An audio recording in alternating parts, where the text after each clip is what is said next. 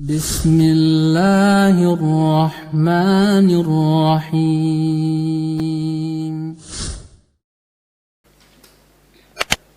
Pertemuan sebelumnya telah kita bahas tentang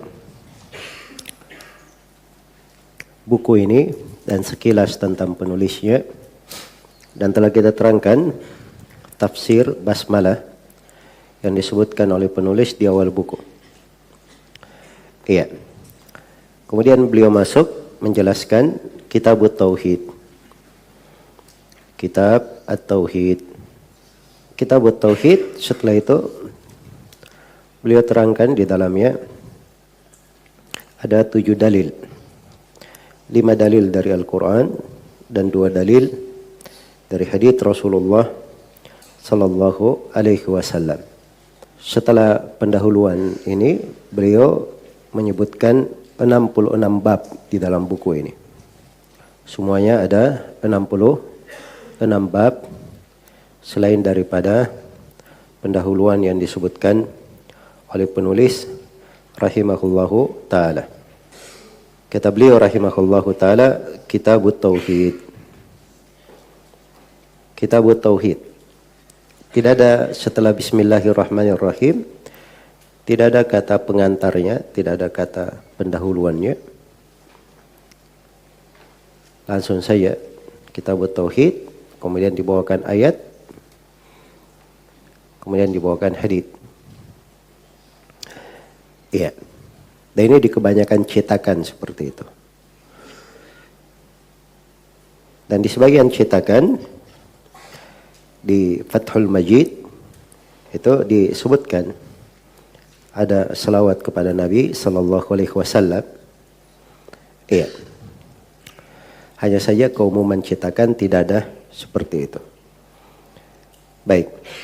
Ini kadang ditempuh metode yang seperti ini oleh sebagian ulama karena mereka akan menjelaskan ayat-ayat Al-Quran dan hadits-hadits Rasulullah sallallahu alaihi wasallam.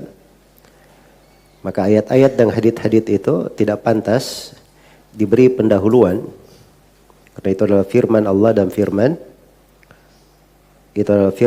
dan sabda Rasulullah sallallahu alaihi wasallam. Baik.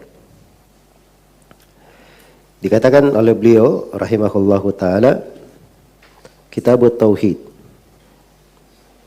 Tauhid pertama kita definisikan secara bahasa. Tauhid itu secara bahasa dari kata wahhada yuwahhidu tauhidan. Wahhada yuwahhidu tauhidan. Artinya wahhada yuwahhidu, dia jadikan satu. Dijadikan satu. Iya. Sebagaimana kalau dalam bahasa Arab dikatakan thanna, artinya dia menjadikannya 2. Thalath, dia menjadikannya 3. Baik.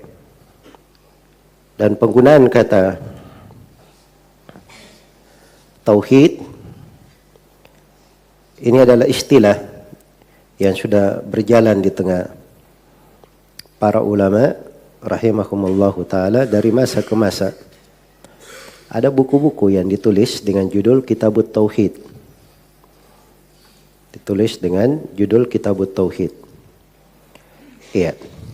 Seperti misalnya buku yang ditulis oleh Ibnu Khuzaimah rahimahullahu ta'ala, judulnya Kitabut Tauhid. Dan Imam Ibnu Khuzaimah dari imam ahli hadits di abad ketiga. Maka istilah ini adalah istilah yang telah dimaklumi, hal yang ma'ruf. Dan istilah ini juga berjalan di tengah para ulama dikarenakan dalam hadits-hadits Rasulullah sallallahu alaihi wasallam ada hal yang menunjukkan tentang penggunaan kata tauhid tersebut. Iya. Jadi Kalau ada yang mengatakan bahwa tauhid ini istilah baru dimunculkan oleh orang-orang Wahabi, ya, ini orang yang tidak mengerti pembahasan-pembahasan tentang apa?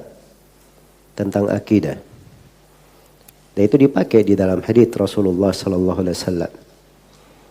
Contoh misalnya hadits Ibnu Umar riwayat Bukhari dan Muslim.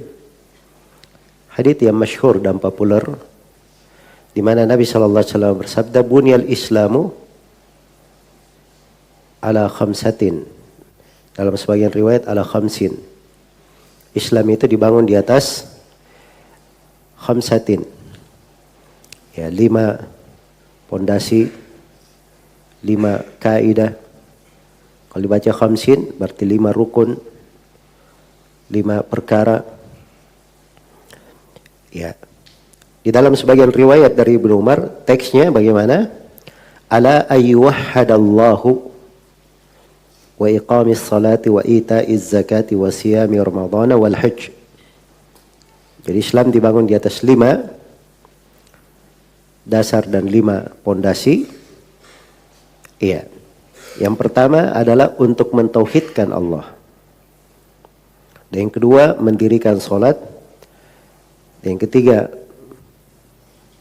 mengeluarkan zakat. Dan yang keempat puasa Ramadan. Dan yang kelima adalah apa? Haji. Baik. Yang kelima adalah haji. Maka ini tegas ya, disebutkan untuk mentauhidkan Allah. Padahal di riwayat yang masyhur, yang pertama disebut apa? Syahadat la ilaha illallah Muhammadan Rasulullah. Baik. Kemudian di antara dalil juga adalah hadits Tariq Ibn Ashyam radhiyallahu taala anhu tentang Nabi sallallahu alaihi wasallam yang datang mengajak manusia untuk mendakwai mereka dan mengajak mereka untuk bersyahadat la ilaha illallah Muhammadar Rasulullah, mendirikan salat, mengeluarkan zakat. Kalau dia lakukan maka terpelihara jiwa dan hartanya kecuali dengan haknya. Itu kan yang masyhur konteksnya seperti itu. Datang di dalam Sahih Muslim dari hadits Abu Malik rahimahullahu taala dari ayahnya Tariq ibn Ashyam. Beliau berkata, iya, kalau riwayat yang masyhurnya beliau berkata, sami'tu Rasulullah sallallahu alaihi wasallam yaqul, saya mendengar Rasulullah bersabda, man qala la ilaha illallah wa kafara bima yu'badu min dunillahi haruma maluhu wa damuhu wa hisabuhu 'ala Allah. Barang siapa yang berucap la ilaha illallah dan dia kafir terhadap segala yang diibadahi selain daripada Allah, maka telah haram harta dan darahnya, dan hisabnya adalah kepada Allah. Itu riwayat yang masyhurnya. Tapi datang dalam sebagian riwayat di Sahih Muslim, teksnya man wahhadallaha, siapa yang mentauhidkan Allah, maka telah haram harta dan darahnya. Ya. Jadi disebutkan mentauhidkan Allah pakai wahhadallah. Baik. Ini sudah berapa riwayat? Sudah 2. Riwayat yang ketiga juga di Sahih Muslim. Iya. Dari hadits Amr bin Abasa As-Sulami radhiyallahu anhu. Ini haditsnya panjang ya.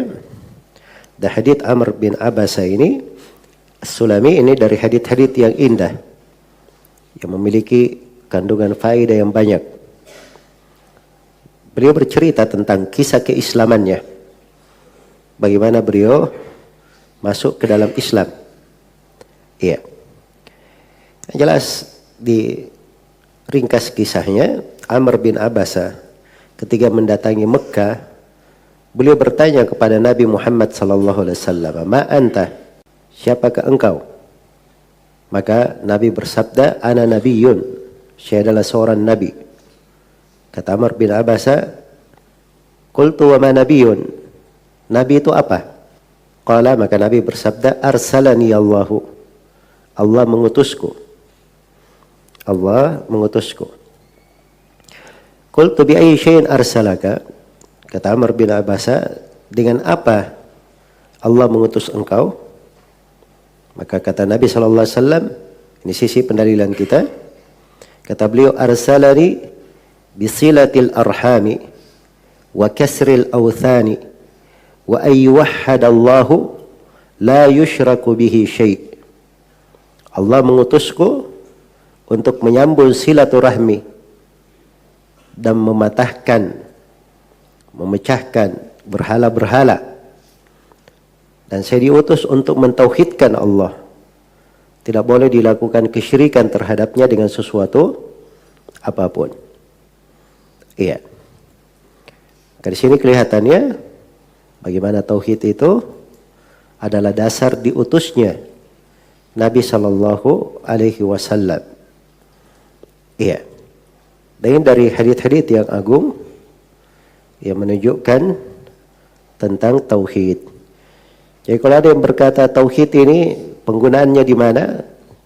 Iya. Maka sudah jelas bahwa ini ada penggunaannya di dalam hadits-hadits Rasulullah Sallallahu Alaihi Wasallam. Dan para ulama rahimahumullahu taala, mereka di dalam pembahasan agama itu tidak membawa perkara baru. Mereka sekali-sekali tidak membawa perkara baru. Iya. Karena itu penamaan buku-buku akidah kadang disebut dengan nama tauhid, kadang disebut dengan nama al-aqidah atau al-i'tiqad, kadang disebut dengan nama al-iman, kadang disebut dengan nama as-sunnah, kadang disebut dengan nama asy-syariah. Disebut dengan nama asy-syariah. Ini 5 nama yang paling populer.